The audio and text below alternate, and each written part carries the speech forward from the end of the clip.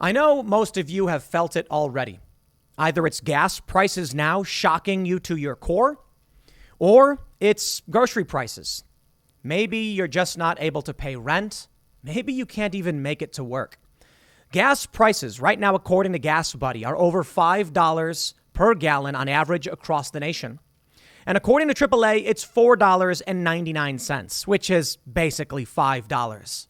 This is apocalyptic in terms of an election.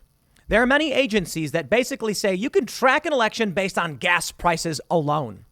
And right now at $5 a gallon, yet people aren't too thrilled with the party that's in power. There's a whole lot of other issues, too. I mean, culture war issues aren't the most important thing here. It's the economy, stupid. But culture war issues do play a role. Loudoun County showed us loud and clear. People are outright just like, I do not like what you're doing to my kids. But really, I think it's going to be gas prices. Over at Real Clear Politics, we can see Battle for the House 2022. It's already a lost cause for Democrats. Right now, they are predicting 223 Republican to 180 Democrat seats. That is to say, if nothing changes based on current aggregate polling, Republicans will win. But here's the crazy part. 32 seats are toss-ups. Of those 32, 28 are Democrat seats. That means Republicans have a lot less to lose, and Republicans have way more to lose. Here's what gets crazy. Over the past several election cycles, the polls have been wrong.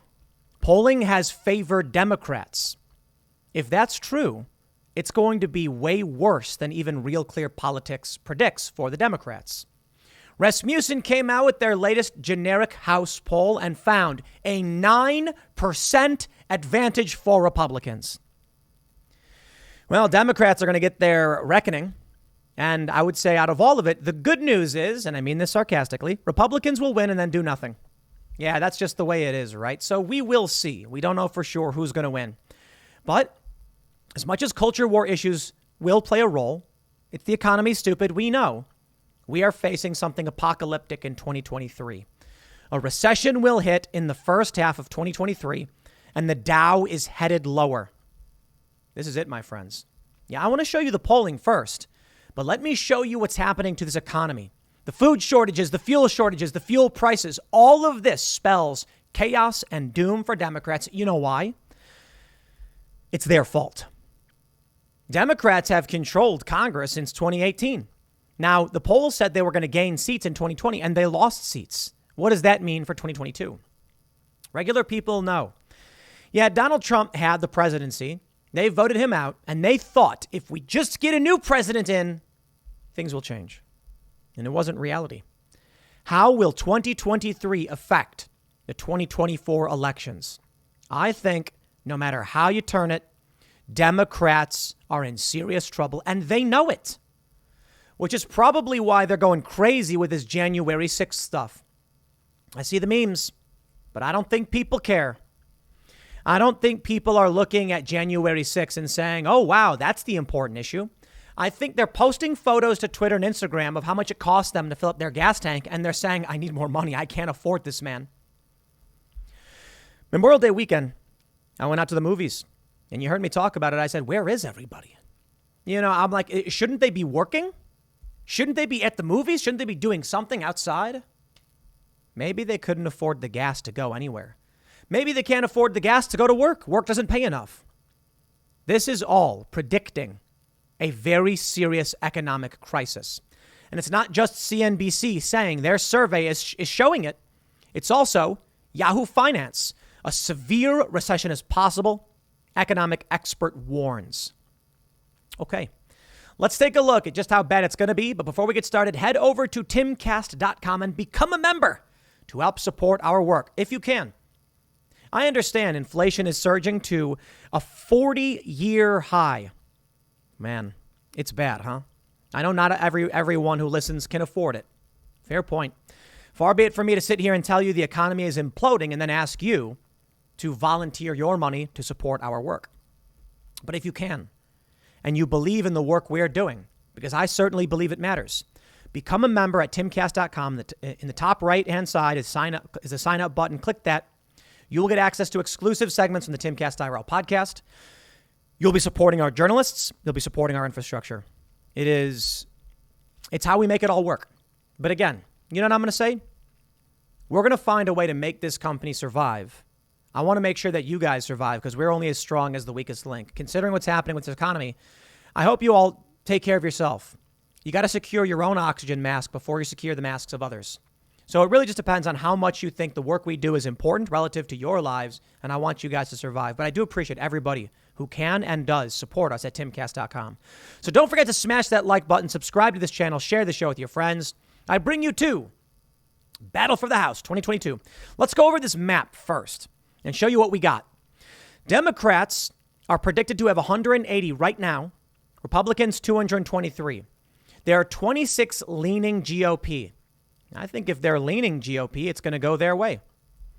I think, and then we can see you've got 12 leaning Democrat. Okay, I may be wrong about how they say toss up 28D 4R. I'm assuming this is showing all these districts are Democrat districts, so this should be interesting. Lean GOP. Yeah, this is crazy. Take a look at this. Of the seats that are leaning GOP, many are actually Democrat seats. Illinois 17. They're predicting these to flip. Of the likely GOP, there are 5 seats that are actually Democrats. Of the likely Democrat, there's only 1 seat, California's 25th, that they think will flip to Democrat. I don't know if that's true. I think the polls are wrong.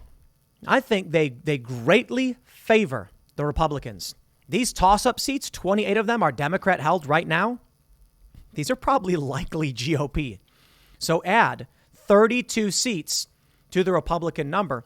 We're looking at 255. Now, CNN didn't make it that good, so we'll see. It might not even be that good. Let's be real. Although we have a lot of reasons to believe the Republicans are going to crush it in the midterms. Don't know for sure. We've seen positive polling before, and it's not always played out that way. We're still several months away. Who knows what's going to happen? If the election were held today, I believe it would be apocalyptic for Democrats. But take a look at this. Rasmussen Reports has released their latest poll with a sample size of 2,500 likely voters. I mean, that's a lot. That's a large sample size. Republicans have a 9-point advantage. Let me slow down there a second, my friends. CNN came out. This was last week. And they said, not even last week, I think it was 4 days ago. They said, in 80 years, Republicans have never done this well with a 2-point aggregate advantage. Right now, Republicans are at 3.5 in 80 years. Okay. Now, the way I see it is if all of these polls are saying Republicans are up 3.5, they're probably up 10. And then Rasmussen comes out and says they're up 9. There you go. Now, why? I'll tell you why. Here it is, baby, from timcast.com. U.S. inflation surges to 40-year high. The government report shows nearly all prices have increased over the last year. The cost of gasoline, food, housing, and other goods rose in May, driving U.S. inflation to 40-year highs, according to a report from the U.S. Department of Labor's Bureau of Labor Statistics, BLS. The Federal Reserve in early May raised its benchmark interest rate by 50 basis points, the biggest rate hike in more than 20 years, to try to dampen spending to head off inflation. Typically, Fed rate adjustments happen in 25 basis point increments. Quote, inflation is much too high, and we understand the hardship it is causing. We're moving expeditiously to bring it back down, Fed Chairman Jerome Powell said at the time. Based on the Fed's prior statements, May's BLS report indicated that a sharp increase in inflation will keep pressure on the Fed, which has meetings scheduled in June, July, and September. Month-over-month increases. The report shows that nearly all prices increased over the month. However, the largest contributors were indexes for shelter, airline fares, as well as new and used automobiles. Indexes for medical care, home furnishings, recreation, and apparel also jumped last month. The index for dairy and related products rose nearly 3%, the largest monthly increase since 2007. The indexes for non-alcoholic beverages, cereals, and bakery products rose at least 1.5%. The index for airlines increased 12.6% in May, while the index for used automobiles jumped 1.8%, and the index for new vehicles 1%. This is insane. Let me show you what else we got. We've got a pending serious economic crisis. CNBC reports the recession will hit in the first half of 2023, and the Dow is headed lower. Amid high inflation that has become the number one business risk, not a single chief financial officer surveyed by CNBC thinks a recession can be avoided. The macroeconomic view of CFOs informs a bearish stock market outlook, with most expecting the Dow Jones Industrial Average to fall to 30,000 before reaching a new high, which would represent a decline of 9% from its current level and an 18% decline from a 2022 high. The CNBC CFO survey is a sample of views from the C-suite at top corporations and organizations, with this quarter's survey including responses from 22 chief financial officers. Over 40% of CFOs cite inflation as the number one external risk to their business. And going deeper into the results from the Q2 survey, the links between geopolitics and food and energy prices and inflation are clear from the C-suite ranking of the external factors that are weighing on their current outlook. Almost 1/4 of CFOs cite Federal Reserve policy as the biggest risk factor. And as the Biden admin struggles for ways to increase oil supply and Russian ships sail with seized Ukrainian wheat amid concerns about a severe global food insecurity crisis, additional CFOs cited supply chain disruptions and the Russia-Ukraine war specifically as their number one business risk. Well, this means something interesting is coming. If the Dow Jones falters, if the economy takes a hit in 2023, I wonder, who is going to take the blame? We are going to be dealing with if Democrats do get wiped out in November, Washington Post says it'll be a good thing for them because it'll help them retain the White House. Perhaps.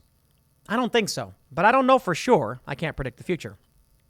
If Republicans do sweep, are they going to be able to pass any bills? Here's what I think is going to happen. Democrats right now are taking the blame for all of this. I mean, they've got everything, right? They've got the House, they've got the Senate, they've got the presidency, so they can pass through whatever they want, minus the filibuster. Let's say Republicans win. They make some proposals. Here's a bill about what we've got to do to fix things. I'll tell you what's going to happen. Joe Biden will say, no, thank you. They'll go to his desk and he'll kick them back and say, we're not doing it. If he does, then Republicans are going to come out. I think, honestly, no matter what happens, Republicans will come out and be like, Joe Biden is obstructing us and we're trying to help you. The Democrats screwed you over. They burned the economy to the ground. We are here and we can't get it done unless we get a new president. So, will the American people believe it? I think the answer is yes. I think we have seen what 2018-2020 Democratic congressional leadership means. They're going to impeach Trump. They're not going to fight for kitchen table issues. So when the Republicans get in, we'll see what they do. Now, I want to see impeachment of Joe Biden. I want to see investigations. And perhaps that could be the pitfall for Republicans. Now, as much as I want those things to happen, I can recognize regular Americans, moderates, are going to look at this and say, I don't care. Just get gas prices back down. So, if Republicans do spend too much time on those issues, it could hurt them. They've got to play it strategically. The activist wing of the Republican Party is saying we want justice. Rightly so. The moderate wing of the Republican Party is saying, I don't know a whole lot about that. All I know is I can't afford to live. Something needs to be done. Republicans would be wise to heed that and stay away from a lot of the stupid culture war issues Democrats fell right into and just straight up say it. We've got to focus on kitchen table issues. Now, investigations can happen. Don't get me wrong. The media will lose their mind over it, sure. But if Republicans can refrain from falling into any pit traps and make sure they are trying to take care of the economic issues, then come 2024, when a DeSantis or Trump wins, then you get to clean house, fire the corrupt, clear the swamp out, drain the swamp, launch those investigations, and go after people like Joe Biden with these investigations. But we'll see. Over on Twitter, Heather Long says groceries up 12%, the biggest since 1979. Chicken, 17.4, largest ever increase. Restaurants, 9%, largest ever. Fuel, largest ever. Fuel oil is up 107%. Electricity, the largest increase since 2006. Rent, largest since 87. Airfare since 1980. And services since 1990. Look at this response. We can recover from inflation. We never had a January 6th insurrection or a president who would not commit to peaceful transfer of power. You all better start giving an ish about that. By the way, gas prices are fueling this increase. Now ask why oil companies are making record profits. I'll tell you why. You guys want to know why? I can tell you why. All right. I see these memes. They say corporations are seeing a 25% on average increase in profits at a time of hyperinflation. This proves they are screwing us. Let me explain it for you quite simply. If a company sells widgets for $100 a piece, and it costs them $75 to cover all the costs of the production of the widget and taxes and everything, then they're netting a $25 profit. That means they are seeing a 25% profit. Now, people are complaining about that profit. Let's say inflation increases and the company says we want to maintain our profit levels.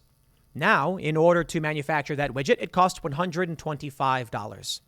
If the corporation is still going to see a 25% profit, meaning the percentage hasn't increased or decreased, they'll now be making $31.25. But that's an increase of 25% in their profits.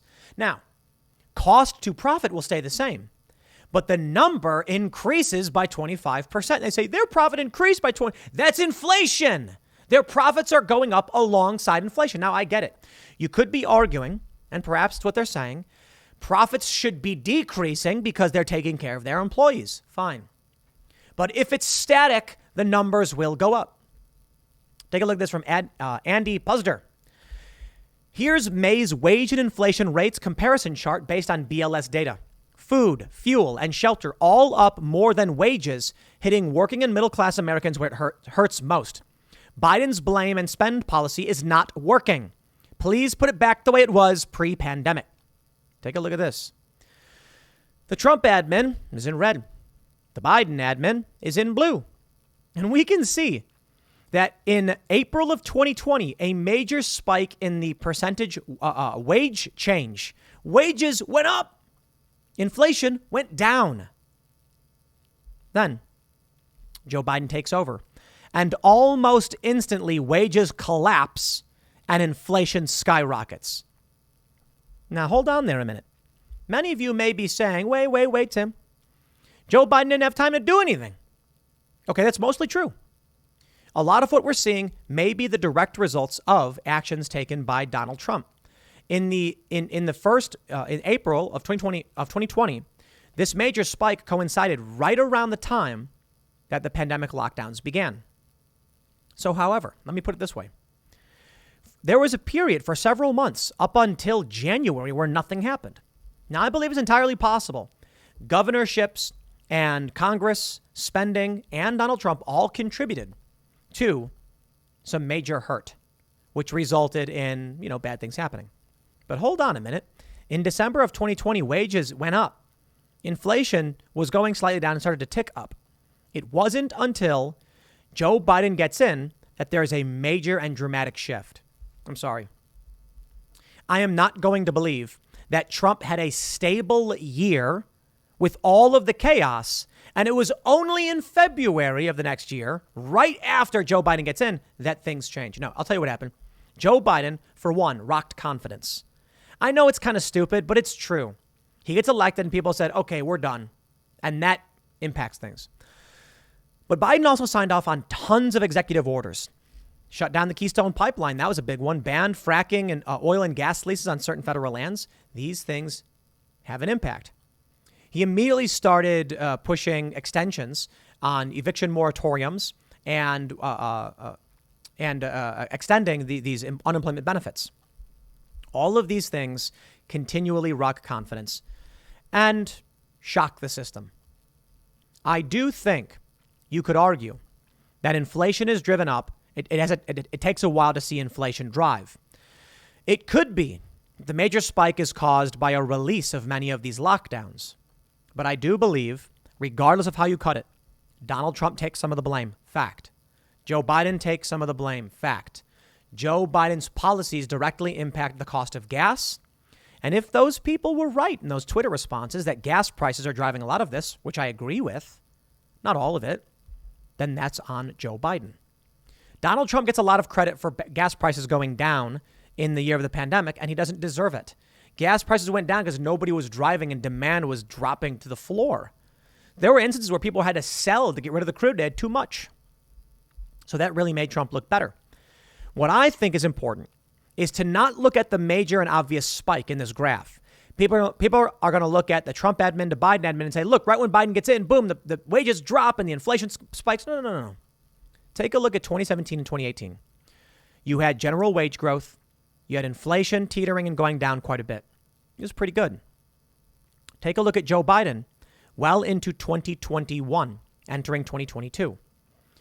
Wages are fairly stagnant and slightly going up, but inflation is still skyrocketing. Certainly by now, if Donald Trump, if the inflation spike was caused by a 6-month to a year lag due to Donald Trump's actions, then certainly now, a year and a half into Biden, something could have changed to improve this. No. That, my friends, is evidence. No matter how you cut it, it is Joe Biden doing this. I am sick of these narratives where they're like, it's not Joe Biden's fault it's happening. It's this, that, or otherwise. Let's say it again. If Donald Trump oversaw the pandemic, and from April, we had an 8-month period, let's say 9 months until Joe Biden's inaugurated, and we had a major increase in wages, and inflation dropped down and never reached back up where it was, where was the recoiling effect of all these policies from the Trump administration to make things worse? Oh, you want to argue it's there in April of 2021? Then Joe Biden has had 1 year and 2 months to correct it, and he has not.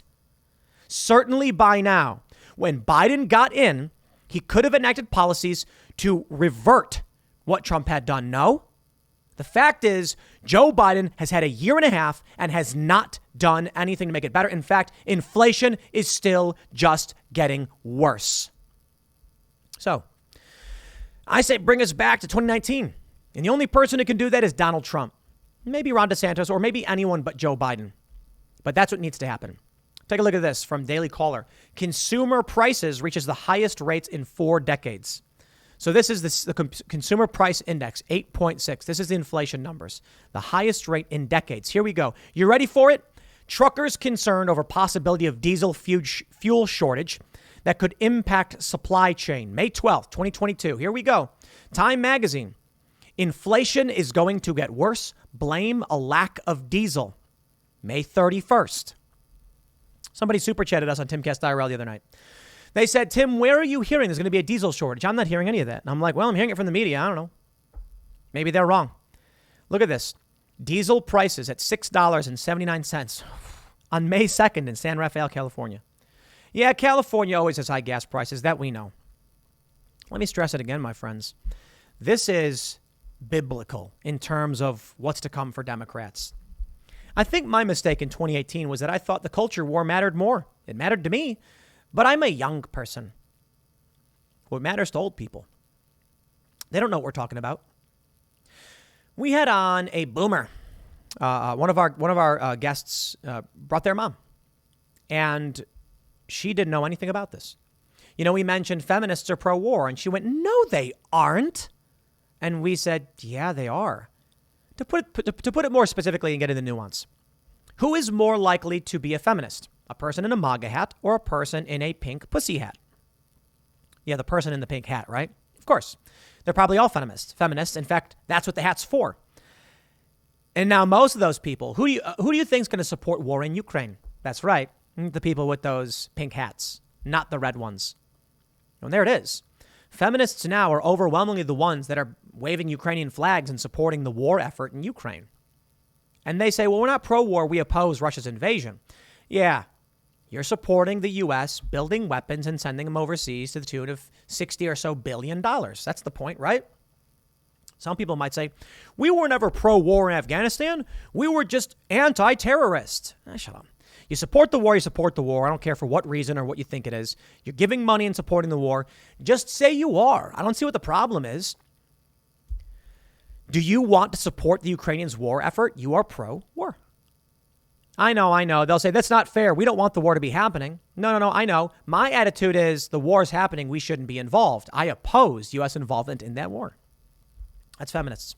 Boomers do not realize what's going on. So in 2018, I saw these culture war issues and I was like, I don't know how anyone can stand for this. Boy, was I wrong. It's the economy, stupid. Right now, you've got boomers and millennials pulling out their pockets and being like, I can't buy gas. So what are they going to do? Well, they're going to be quite angry. It's not about diesel for them. Gas prices hit $5 national average after rapid rise. This is from yesterday. Let me jump over to the AAA gas prices. This is, again, apocalyptic. The current average as of today is $4.98.6. That is to say, you round up that fraction of a cent, you're getting $4.99. Basically $5. But sooner or later, we're going to see it jump to that $5 average. In California, the prices are between $5.20 and $6.40. It's amazing. They're the lowest in Texas in the South. $4.43 to $4.65. Here in West Virginia, we're looking at $4.82 to $5. Oh, man. I've had friends send me photos after they filled up their gas tank, and I'm just like, dude. And you know what that means for us here at Timcast? I run a business. I got to make sure my employees can afford gas. So we've got to make sure that we're giving raises when and how we can. That's important. That means we need to grow the business. This is a scary thing. If we hit a recession, let me put it this way. That first month of the pandemic in 2020, that was scary. I was tracking my revenue, and we dropped down to basically like break-even rates. It's crazy. I mean, we're still doing well. Don't get me wrong. Like break-even's not bad. We're keeping on, you know. But I was surprised by it. Profits were reaching like almost nothing. We had profits. It was not completely break even. But normally we do really well considering the overhead cost of running a podcast is low. Typically the money we get in, we can put back into reinvesting. Not that month.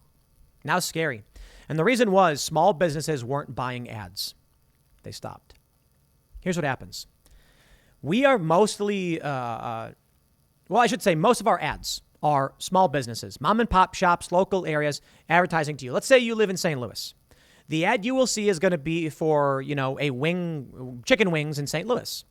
That's a tiny fraction of money. So it all adds up all over the country, and that's how we get paid. When all of these small businesses shuttered, they stopped buying ads. That means we don't make any money. One mistake we made, and I wish we rectified much earlier, was we should have launched timcast.com way sooner. I wish we did. We didn't. We didn't launch it until last year. It would have been very, very beneficial to us, and it would have helped us out a lot. I'm glad we launched it when we did. I'm really happy with where it's at. We've got a team of writers. We lost a couple. We're hiring more. It's all thanks to you. The memberships are what keep us going because ad rates, they don't really cut it that much. That's true. Ad rates, I've never been super. You got to do so much work to make ads work. With members, we're sustainable. Thanks to all of you at timcast.com being members. When we see these things, we're like, we're going to be okay. Now, don't get me wrong. People cancel memberships when the economy gets bad. But if we rely on ad rates and there's nothing, well, then we're just done. With memberships, we know that we have a set number that doesn't change. Ad rates are wildly unpredictable. If we can reach more people and get more people to sign up, we can be more resilient and build more. But I do hope that all of you take care of yourselves because this is absolutely apocalyptic. You know, I want everybody who watches to be a member. Obviously, it means we get to grow the business and hire more people. And don't get me wrong, we do really, really well. We make a lot of money. I want to buy more stuff. You may have seen it. We did some more Times Square stuff. This time we put Luke Rudkowski of We Are Change and Michael Malice of You're Welcome on a billboard in Times Square. Now, They're ultimately ads for Timcast because I'll break it down completely for you. With your memberships, we are going to be taking over these cultural spaces held by the elites and the establishment. Up in Times Square, there are now 4 advertisements for Timcast. One has a picture of Michael Malice, which helps build his brand and what he's working on because I believe in him and he's a good friend. The next is Luke Rudkowski of We Are Change because I believe in him and he's a good friend. They're both advertising Timcast as there's a recurring guest and a host, but it's effectively advertising them as well. Now, I can't. We just can't do it. Give someone an ad. That would be like giving them money. These are people who are on my show, and their brand is greatly beneficial to promoting and growing Timcast. And I'm glad to see them getting recognition for coming on the show. You know, we don't pay them to come on the show. They come on the show, and they do us a favor. Well, it benefits our business when they can advertise for us, and it benefits them when they get featured in these ways. Now, again, a bit vanilla, but my goal with what we're doing at Timcast is more members come in. We are going to assert ourselves in these spaces and say, look at us. We are the mainstream media now. But we're not there yet. That's the intent. That's where we want to be. We want everyone to say they set the news cycle, and with your help, we can do it. We can have an impact, and ultimately, I'll tell you what it leads to. Why is the economy bad right now? Joe Biden and the Democrats. Fact. In 2019, under Donald Trump, things were going well. As I already showed you with that graph. In Donald Trump's presidency, in his year during the pandemic, it was bad, but not that bad, not all his fault. Joe Biden has had a year and a half to get things back on track, and it's only gotten worse. So tell me, if Donald Trump was given 8 months, 9 months, and that was what led to the inflation, then how come after a year and a half, it has not retreated, rescinded, or stopped? It's only gotten worse. Joe Biden had the opportunity. No, it's him. We need to call it out. The more Timcast succeeds, the more we're able to do so. That's my point with that whole bit. Ultimately, I want you guys to take care of yourselves because $5 a gallon gas. Oof. Now, I'll give you the line. $10 a month. What is that? 40 cents a day or 30 cents a day or something like that. Less than the cost of a cup of coffee. You can help us call this out. And as all of you stand alongside us and support our work, we can point this out and maybe wake up more people and say, this is why your gas prices are so high. So I appreciate all of your support. But I gotta be real and say, I hope you all secure your own oxygen mask before securing the mask of others. Take care of yourself before coming to us. We'll be all right. We'll figure it out. In the meantime, we can only sit back and wait till November to see what's going to happen. Next segment's coming up at 8 p.m. over at youtube.com/TimcastIRL. Thanks for hanging out, and we will see you all then.